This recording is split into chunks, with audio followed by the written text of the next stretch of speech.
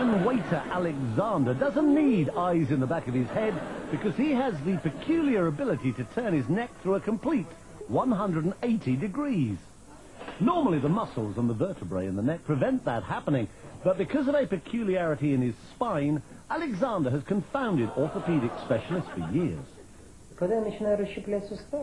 Many years ago, I started doing gymnastics, he says. That's when I noticed that my vertebrae seem to be very flexible and that I can turn my head farther than normal. I worked at it little by little, going a little farther each time, and one day I was able to turn my head all the way around.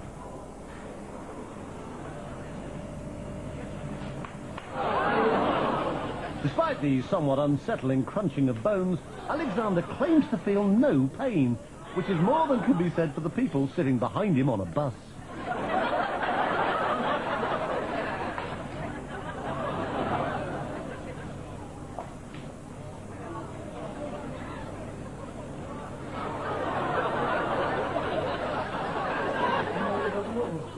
When I do it, it takes energy out of my whole body, he says. It requires 100% concentration. This may sound silly, I know, but in that moment, I don't feel like myself. It's as if I were another person whose body is filled with some kind of energy.